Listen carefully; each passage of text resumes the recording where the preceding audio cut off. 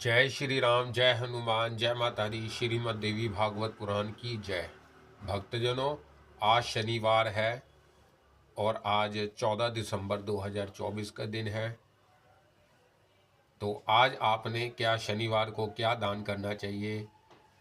सरसों का तेल, लोहा, काला कपड़ा या अपना आसमानी कपड़ा, काले उड़द, काले तिल और बादाम, गेहूँ, हल्दी, आप इनका आज दान करें। ज़्यादा से ज़्यादा किसी को भी खिलाएं। आप गुड़ का जैसे बूरा हो गया, आप चींटियों को डाल सकते हैं। गुड़ आप गाय को डाल सकते हैं। काले उड़द आप पक्षियों को डाल सकते हैं, या भिगो के आप गाय को भी डाल सकते हैं काले उड़द। कोई लोहे की वस्तु है आप गरीब को दे सकते हैं, जैसे तवा हो गया, चिमटा हो गया, और कोई भी जहन में आए आपकी चीज़ आप वो अपना गरीबों को दे, पंडित को दे, किसी को भी दे। ज़रूरतमंद को आप चीज़ें दोगे तो उसका फल आपको ज़्यादा से ज़्यादा मिलेगा और दुआ मिलेगी। और ये दुआ और बद्दुआई काम आती है, सत्कर्म काम आते हैं। आप ज़्यादा कोशिश करें कि ज़्यादा से ज़्यादा सत्य बोलें, बेफालतू झूठ मत बोलें। एक सत्य बोलने से 100 पापों का नाश होता है और एक बार झूठ बोलने से 100 पुण्यों का नाश होता है। तो आप कोशिश करें कि ज़्यादा से ज़्यादा दीन दुखियों को आप भोजन खिलाएं। जैसे अंधे, लूले, लंगड़े, बहरे, इनको आप उनकी सहायता करें, उनको वस्त्र दान करें। कंबल हो गया, आप उनको काला कंबल भी दान कर सकते हैं। कम इस टाइम सर्दियों के दिन है, स्वेटर हो गए, आप ये ज़्यादा से ज़्यादा दान करें ताकि आपके दुखों का सर्वनाश हो और आगे आपका आपका भविष्य उज्जवल हो। अब कथा की आगे की ओर बढ़ते हैं। कल कथा बीच में ही थोड़ी सी रह गई थी, तो वहाँ से हम शुरू करेंगे, फिर आगे के अध्याय करेंगे। माँ भगवती पुराण अपना समाप्त होने वाला है। आपने कमेंट बॉक्स में मुझे नहीं बताया कि कौन सा आगे मैं पुराण पढ़ूं जो आप सुनने के इच्छुक हो। तत्पश्चात उन देवता के मुख में मूल मंत्र का उच्चारण करके 25 आहुतियां दे। मुझ में अग्नि और देव मंत्र संबंधी देवता में एकता स्थापित हो जाए, इस भावना से श्रेष्ठ साधक को ये आहुतियां अवश्य देनी चाहिए। फिर 6 अंग देवताओं को पृथक पृथक 6 आहुतियां दे। मुनिवर, इसके बाद अग्नि और देव मंत्र संबंधी देवता की नाड़ियों का एकीकरण करने के लिए 11 आहुतियां दे। मुने, एक देवता के उद्देश्य से एक आहुति और यो आवर्ती पूर्वक क्रमशः यह एक एक आहुति धृत से दे। तदंतर कल्पोक्त द्रव्यों अथवा तिल से देवता के मूल मंत्र का उच्चारण करते हुए 1008 आहुतियां दे। मुने, इस प्रकार आहुति देने के पश्चात मन में यह भावना करे कि देवी अब मुझ पर प्रसन्न हो गई। ऐसे ही आवर्ती देवी, अग्नि तथा देव मंत्र संबंधी देवता भी प्रसन्न हो गए। तदंतर जिसने भली भांति स्नान कर लिया हो, जो संध्या वंदन आदि क्रियाओं से निवृत्त हो, 2 वस्त्र धारण किए हुए हो, जिसके शरीर पर सुवर्ण का कोई भूषण हो तथा हाथ में कमंडलू हो, ऐसे शिष्य को आचार्य कुंड के पास बुला ले। शिष्य को चाहिए कि गुरुदेव को वहां बैठे हुए जो श्रेष्ठ पुरुष हो, उनको तथा कुल देव को नमस्कार करके वही आसन पर बैठ जाए। तब गुरुदेव कृपा पूर्ण दृष्टि से उस शिष्य को देखें, साथ ही शिष्य की चेतना मेरे शरीर में आ गई, इस प्रकार की भावना करे। तदंतर वह विधान आचार्य दिव्य दृष्टि के अवलोकन के द्वारा हवन पूर्वक शिष्य के देह में स्थित मार्गों का परिशोधन करे, जिससे शिष्य देवताओं की कृपा का शुद्ध अधिकारी बन सके। भगवान नारायण कहते हैं, मुने, शिष्य के शरीर में क्रमशः 6 अधवाओं का चिंतन करना चाहिए। पैरों में काला ध्वजा का, लिंग में तत्वा ध्वजा का, नाभि में भुवना ध्वका, हृदय में वर्णा ध्वका, ललाट में पधा ध्वका तथा मस्तक में मंत्रा ध्वका चिंतन करें। क्रूम से शिष्य को स्पर्श करते हुए ओम अमहूम अधवाहनम शोधयामी स्वाहा इस मंत्र के द्वारा धत्त मिश्रित तिलों का हवन करें। प्रत्येक अधवा के निमित्त 8-8 आहुतियां देनी चाहिए। योग करके ऐसी भावना करें शिष्य के ये 6 अथवा अब ब्रह्मा में लीन हो गए हैं। फिर गुरु ब्रह्मा में लीन हुए उन अधवाओं को पुनः सृष्टि मार्ग से उत्पन्न करने की भावना करें। अपने शरीर में स्थित चैतन्य रूप को शिष्य में नियोजित करना गुरु के लिए आवश्यक है। इसके पश्चात पूर्वाहुति देकर होम के लिए आवाहित देवता को कलश पर स्थापित करें। फिर अग्नि के अंगों के उद्देश्य से व्याहृतियों का उच्चारण करके आहुतियां दे। एक एक देवता के लिए एक एक आहुति दे। योग करके आत्मा में अग्नि का विसर्जन कर दे। इसके बाद ओम ओम वोष्टः इस मंत्र को पढ़कर वस्त्र से शिष्य की दोनों आंखों को ढक दे और उसे कुंड के समीप से उठकर कलश के पास उपस्थित होने की आज्ञा दे। फिर शिष्य के हाथ से प्रधान देवी के लिए पुष्पांजलि समर्पित करावे। अब नेत्रों का आवरण हटाकर शिष्य को कुश के आसन पर बैठा दे। फिर पूर्व कथित रीति से शिष्य के शरीर की भूत शुद्धि करे। इसके बाद शिष्य के शरीर में मंत्रोक्त न्यास करने के पश्चात उसे दूसरे मंडल में शांत भाव से बैठ जाने की आज्ञा दे। तदंतर कलश में रखे हुए पलवों को शिष्य के मस्तक पर रखकर मातृका का जप करे। फिर कलश के दिव्य जल से शिष्य को नहाने की आज्ञा दे। स्नान के पश्चात शिष्य को भली भांति सुरक्षित रखने के लिए वर्धनी संज्ञक कलश के जल से अभिषेक करे। इसके बाद शिष्य उठकर 2 नए वस्त्र धारण करे और भस्म आदि लगाकर गुरुदेव के समीप बैठ जाए। तब परम कृपालु गुरुदेव ऐसी भावना करे कि मेरे हृदय में निकलकर भगवती शिवा अब इस शिष्य के हृदय में विराजमान रही है। अतः उन दोनों में एक की भावना से गंध आदि उपचारों द्वारा उनकी अर्चना करे। तत्पश्चात गुरुदेव अपना हाथ शिष्य के सिर पर रखते हुए उसके दाहिने कान में देवी के महामंत्र का 3 बार उपदेश करे। मुने तब शिष्य उस मंत्र का 108 बार जप करे। गुरु को देवता स्वरूप मानकर पृथ्वी पर पकड़कर उन्हें दंडवत प्रणाम करे। उन्हें अपने को अर्पण कर दे। ऐसी सद्भावना उसके मन में जीवन पर्यंत रहनी चाहिए। तदंतर ऋषि तवज्जो को दक्षिणा दे और ब्राह्मणों को भोजन करावे। सौभाग्यवती स्त्रियां कन्याओं और ब्रह्मचारियों को भली भांति भोजन करावे। धन में कृपणता न रखकर दीनों, अनाथों और दरिद्रों की सेवा करे। अपने को कृतार्थ समझकर मंत्र की नित्य उपासना करे। नारद, इस प्रकार दीक्षा की यह अनुत्तम विधि तुम्हें बतला दी गई। इस विषय में सम्यक प्रकार से विचार करके अब तुम देवी के चरण कमल की उपासना में संलग्न हो जाओ। ब्राह्मण के लिए इससे बढ़कर परम उपयोगी दूसरा कोई धर्म नहीं है। वैदिक पुरुष अपने अपने ग्रह सूत्र में कहे हुए नियम के अनुसार मंत्र का उपदेश करे। तांत्रिक को तंत्र की रीति से उपदेश करना चाहिए। यही सनातन प्रणाली है। जिनके लिए जो जो प्रयोग निर्धारित है वह उन्हीं का उपयोग करे, ना कि दूसरे का।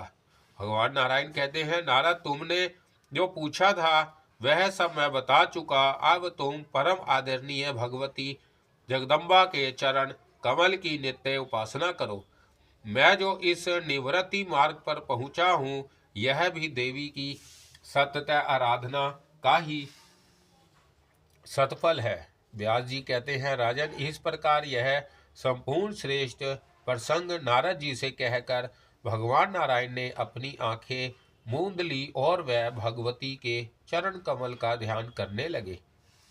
ये भगवान नारायण प्रधान मुनियों के भी शिरोमणि है। उन परम गुरु भगवान नारायण को प्रणाम करके नारद जी भी भगवती का दर्शन करने की लालसा से उसे क्षण तपस्या करने के लिए चले गए। देवताओं का विजय गर्व अग्नि और वायु की तृण को जलाने उड़ाने में असमर्थता, इंद्र को भगवती उमा के दर्शन और उमा के द्वारा ज्ञानोपदेश। जन्मेजय ने पूछा, संपूर्ण शास्त्र वेताओं में श्रेष्ठ भगवान अपने धर्म का कोई भी रहस्य छिपा नहीं है। जब श्रुति ने सबके लिए शक्ति की उपासना आवश्यक है यह घोषणा कर दी है, तब फिर लोग विभिन्न देवताओं की आराधना क्यों करते हैं? ब्राह्मण, इसमें क्या कारण है यह आप बताने की कृपा कीजिए। इसके अतिरिक्त आपने पहले मणिद्वीप के महत्वमय की चर्चा की थी। अब मैं यह जानना चाहता हूँ कि देवी का वह परम उत्तम स्थान कैसा है। अनंत, मैं आपका भक्त हूँ, मेरे प्रति यह सभी विषय बताने की कृपा कीजिए। सूत जी कहते हैं, मुनिवरों महाराज, जन्मेजय की उपयुक्त बात सुनकर भगवान वेद व्यासी ने कहना आरंभ किया। व्यास जी ने कहा, राजन, तुमने बहुत अच्छा प्रश्न किया है, क्योंकि इस समय के लिए यह परम उपयोगी विषय है। वस्तुतः तुम बड़े बुद्धिमान तथा वेदों में श्रद्धा रखने वाले प्रतीत होते हो। महाराज, पूर्व समय की बात है, महाभिमानी दैत्य देवताओं के साथ युद्ध करने लगे। उनका अत्यंत विस्मय कारण युद्ध 100 वर्षों तक चलता रहा।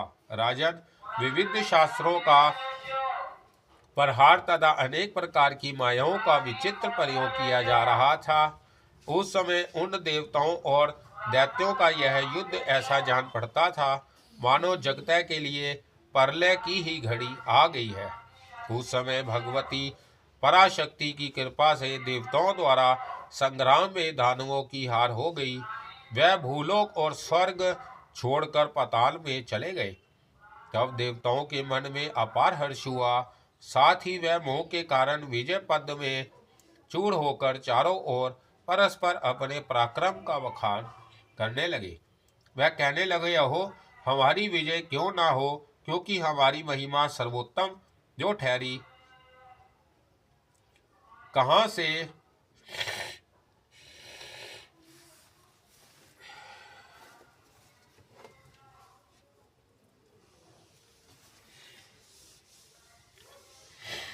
कहां ये पराक्रमहीन मूर्ख दैत्य और कहां सृष्टि, स्थिति और संहार करने वाले हम परम यशस्वी देवता। फिर हमारे सामने इन पामर दैत्यों की कौन सी बात? पराशक्ति के प्रभावों को ना जानने के कारण उस समय देवताओं में इस प्रकार का मोह छा गया था। राजन, तब उन देवताओं पर अनुग्रह करने के लिए दयामयी भगवती जगदम्बा यक्ष के रूप से प्रकट हुई। उनका विग्रह करोड़ों सूर्यों के समान प्रकाशमान था। उनमें शीतलता इतनी थी मानो करोड़ों चंद्रमा हो। करोड़ों बिजलियों के समान प्रकाशमान उनका श्री विग्रह हस्त, चरण आदि इंद्रियों से रहित था। पहले कभी ना देखे हुए उस परम सुंदर तेज को देखकर देवताओं के आश्चर्य की सीमा ना रही। वह परस्पर कहने लगे, यह क्या है, यह क्या है? यह देवताओं की चेष्टा है या कोई बलवती माया है? यदि देवताओं को आश्चर्य में डालने वाली माया है तो यह किसके द्वारा रची गई है? इस प्रकार की कल्पना करके वह सभी देवता उस समय पर परस्पर अपना उत्तम विचार प्रकट करने लगे। उन्होंने कहा, इस यश के पास जाकर पूछना चाहिए कि तुम कौन हो। उसके बलाबल का ज्ञान होने के पश्चात ही कुछ करना चाहिए। यो निश्चित विचार करके देवराज इंद्र ने अग्नि को बुलाया और कहा, अग्निदेव, तुम जाओ, क्योंकि तुम्हें हम लोगों का मुंह कहा गया है। वहां जाकर यह जानने का प्रयत्न करो कि यह यक्ष कौन है। सहस्त्राक्ष इंद्र के मुख से अपने पराक्रम गर्भित वचन सुनकर अग्निदेव शीघ्रता पूर्वक वहां से उठे और यक्ष के पास पहुंच गए। तब यक्ष ने अग्नि से पूछा, अजी तुम कौन हो और तुम में कौन सा पराक्रम है? तुम यह सब मुझे बतलाओ। इस पर अग्नि ने कहा, मैं अग्निदेव हूँ तथा मेरा नाम जात वेदा भी है। अखिल विश्व को जला डालने की मुझ में शक्ति है। अग्नि के योग कहने पर उन परम तेजस्वी यक्ष ने उनके सामने एक तृण रख दिया और कहा, यदि विश्व को भस्म करने की डालने की शक्ति तुम में है तो इस तृण को जला दो। तब अग्निदेव ने अपनी संपूर्ण शक्ति लगाकर उस तृण को भस्म करने का यत्न किया, परंतु उसे वह जला नहीं सके। अतः लज्जित होकर वह देवताओं के पास लौट गए। उनके पूछने पर अग्नि ने वहां पूर्ण वृतांत कह सुनाया। साथ ही कहा कि देवताओं, सर्वेश बनने का यह हम लोगों का अभिमान सर्वथा व्यर्थ है। इसके बाद इंद्र ने वायुदेव को बुलाकर उनसे कहा, वाओ, तुम में यह सारा जगत ओतप्रोत है। तुम्हारी चेष्टा से ही संसार सतेष्ट बना हुआ है। तुम प्राण रूप होकर अखिल प्राणियों के शरीर में संपूर्ण शक्तियों का संचार करते हो। तुम ही जाकर पता लगाओ कि यह यक्ष कौन है। इस परम तेजस्वी यक्ष को जानने के लिए दूसरा कोई भी समर्थ नहीं हो सकता। इंद्र की गुण और गौरव से गुमिफत यह बात सुनकर वायु के मन में अभिमान का पारा ना रहा। वह तुरंत ही यक्ष के समीप गए। वायु को देखकर यक्ष ने मधुर वाणी से कहा, तुम कौन हो और तुम में कौन सी शक्ति है? मेरे सामने सब बताने की कृपा करो। उस यक्ष का वचन सुनकर वायु ने अभिमान के साथ कहा, मैं मातरिक्ष हूँ, मुझे लोग वायुदेव भी कहते हैं। सबका संचालन और ग्रहण करने के लिए मुझ में असीम शक्ति है। मेरी चेष्टा से ही समस्त जगत के सब प्रकार के व्यापार चलते हैं। वायु की उपयुक्त वाणी सुनकर परम तेजस्वी यक्ष ने उनसे कहा, तुम्हारे सामने यह तृण पड़ा है, इसे अपनी इच्छा के अनुसार जला दो। और यदि इसे नहीं चला सकते तो अभिमान त्याग कर लज्जित हो इंद्र के पास लौट जाओ। यक्ष का कथन सुनकर परमदेव अपनी संपूर्ण शक्तियों से उस तिनके को उड़ाने में लग गए, परंतु उड़ाना तो दूर रहा, वह उस तृण को अपने स्थान से जरा सा हिला भी नहीं सके। तब तो वह लज्जित होकर अभिमान का त्याग करके देवताओं के पास लौट गए। वहां उन्होंने गर्व को दूर करने वाली सारी बातें उनको कह सुनाई और इस प्रकार का, हम लोग इस यक्ष को जानने में असमर्थ हैं। हम लोग व्यर्थ ही अभिमान में भूले हुए हैं। यह यक्ष बड़ा ही अलौकिक प्रतीत हो रहा है, इसका तेज असराहा है। तब संपूर्ण देवताओं ने इंद्र से कहा, देवराज, आप हम लोगों के स्वामी हैं, अतः यक्ष के संबंध में पूरी जानकारी प्राप्त करने के लिए आप ही प्रयत्न कीजिए। यह सुनकर इंद्र बड़े अभिमान से यक्ष के पास गए। वह उसके पास पहुंचे ही थे कि वह तेजस्वी यक्ष उसी क्षण अंतर्धान हो गए। अब देवराज इंद्र के मन में लज्जा की सीमा ना रही। यक्ष ने उनसे बात तक नहीं की। इससे इंद्र बड़ी ही आत्मा गलानी का अनुभव करने लगे। उन्होंने सोचा, अब मुझे देवताओं के समाज में लौटकर नहीं जाना चाहिए, क्योंकि वहां जाने पर मुझे देवताओं के सामने अपनी हीनता प्रकट करनी पड़ेगी। इस प्रकार कई विचार करने के पश्चात देवराज इंद्र अपना अभिमान त्याग कर वहीं जिनका ऐसा चरित्र है उन परम देवता के शरणागत हो गए। उसी समय यह आकाशवाणी हुई, सहस्त्राक्ष, तुम माया बीज का जप करो, तब सुखी हो सकोगे। इंद्र ने परात पर माया बीज का जप आरंभ कर दिया। आंखें मूंद कर देवी का ध्यान करते हुए वह निराहार रहकर जप करते रहे। तदंतर एक दिन चैत्र मास के शुक्ल पक्ष में नवमी तिथि के अवसर पर मध्यका काल में उसी स्थल पर सहसा एक महान तेज प्रकट हो गया। उस तेज पुंज के मध्य में नूतन यौवन से संपत्र एक देवी प्रकट हो गई। उनकी कांति ऐसी थी मानो जपा कुसुम हो। प्रातःकालीन सूर्य के समान अरुण कांति से वह शोभा पा रही थी। द्वितीया के चंद्रमा उनके मुकुट में विराजमान थे। वह वर पाश अंकुश और अभय मुद्रा धारण किए हुए थी। उनके सभी अंग अत्यंत मनोहर थे। कोमल लता की भांति शोभा पाने वाली वह भगवती शिवा थी। भक्तों के लिए वह भगवती जगदम्बा कल्प वृक्ष है। अनेक प्रकार के भूषण उनकी शोभा बढ़ा रहे थे। 3 नेत्रों वाली वह देवी अपनी वेणी में चमेली की माला धारण करने के कारण अत्यंत शोभा पा रही थी। उनके चारों दिशाओं में वेद मूर्तिमान होकर उनका यशोगान कर रहे थे। उन्होंने अपने दांतों की आभा से वहां की भूमि को इस प्रकार उज्ज्वल बना दिया था मानो पदराग बिछा हो। उनका प्रसत्र मुख करोड़ों कामदेवों के समान सुंदर था। वह लाल रंग के वस्त्र पहने थी और उनका श्री विग्रह रक्त चंदन से चर्चित था। वह हिमालय पर प्रकट होने वाली उमा नाम से विख्यात कल्याण स्वरूपनी भगवती जगदम्बा थी। बिना ही कारण करुणामयी वह देवी संपूर्ण कारणों की भी कारण है।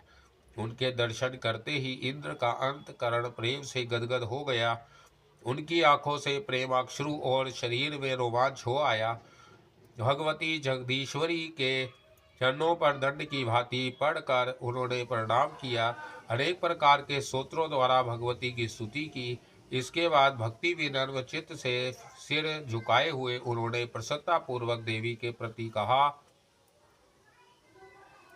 परम शोभा पाने वाली देवी यह यक्ष कौन था और क्यों यह प्रकट हुआ था? यह सब रहस्य बताने की कृपा करें। इंद्र की बात सुनकर दया की समुद्र वह देवी कहने लगी, प्रकृति आदि संपूर्ण कारणों का भी कारण यह है। ब्रह्मा मेरा ही रूप है। यह माया का अधिष्ठान सबका साक्षी तथा निरामय है। संपूर्ण वेद और तप जिस पद का क्रमशः वर्णन करते एवं लक्ष्य कराते हैं तथा जिसकी प्राप्ति की इच्छा से ब्रह्मचार्य का पालन किया जाता है, कहीं पर संक्षेप से मैं तुम्हें बताती हूँ। उसी को ओम यह एक अक्षर वाला ब्रह्मा कहते हैं। वही ह्रीम रूप भी है। देवेश्वर ओम और ह्रीम यह 2 मेरे मुख बीज मंत्र है। इन्हीं 2 भागों से संपत्र होकर मैं अखिल जगत की सृष्टि करती हूँ। इसी का एक भाग सच्चिदानंद ब्रह्मा नाम से विख्यात है और दूसरे भाग को माया प्राकृति कहते हैं। वह माया की पराशक्ति है और अखिल जगत पर प्रभुत्व रखने वाली वह शक्तिशालिनी देवी मैं ही हूँ। चंद्रमा की चांदनी की भांति यह माया प्राकृतिक अभित्र रूप से सदा मुझ में विराजमान रहती है।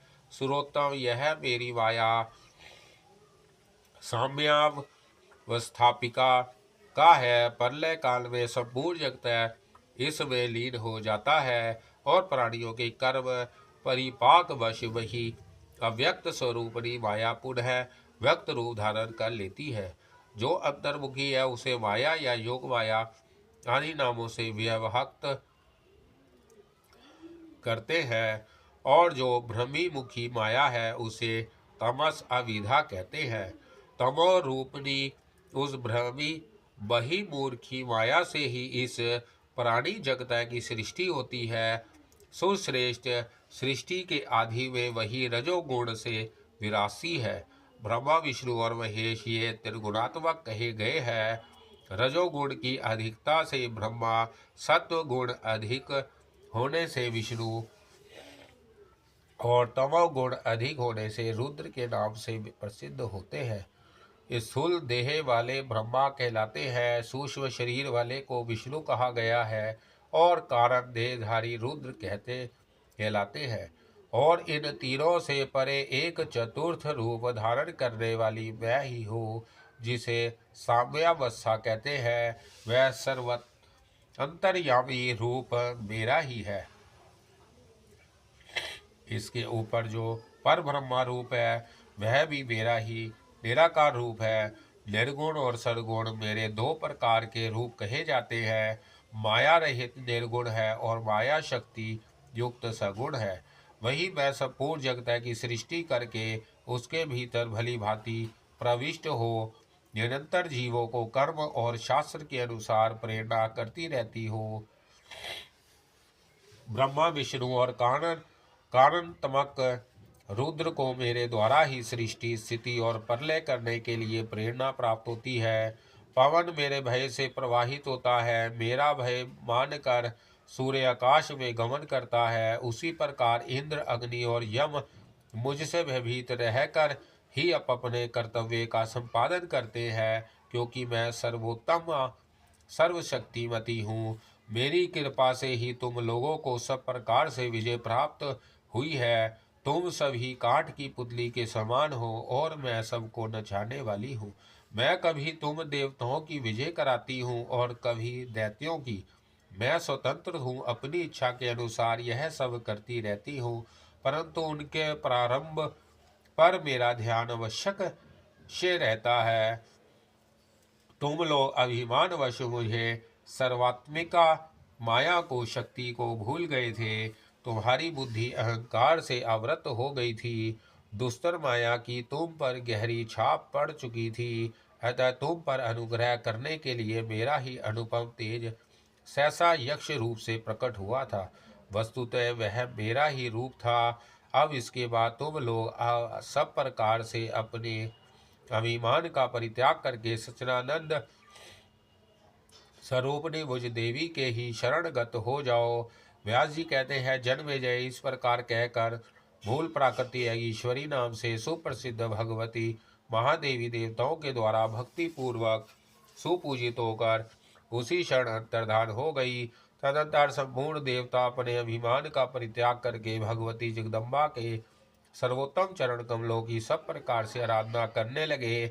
उन सब ने नियम पूर्वक भगवती की नित्य उपासना आरंभ कर दी। इस प्रकार सतयुग में सभी गायत्री के जप में संलग्न थे। उनका मन प्रणव और हलेखा और अर्थात मूल प्राकृतिक के जप में ही लगा रहता था। संपूर्ण वेदों की गायत्री की उपासना को ही नित्य कहा है। जिसके बिना ब्रह्मांड की सर्वथा अधोगति हो सकती है। केवल गायत्री मंत्र से ही वह कृतकृत्य हो जाता है। उसे दूसरे किसी साधन की उपेक्षा नहीं है। वह द्विज दूसरा कुछ सत्य कार्य करे या ना करे, केवल गायत्री के जप में लगा रहने से ही मुक्त हो जाता है। स्वयं मनु जी की यह घोषणा है। राजन, इसलिए संपूर्ण द्विज श्रेष्ठ सदयुग में निरंतर गायत्री का जप तथा भगवती के चरण कमलन की उपासना में ही सदा संलग्न रहते थे।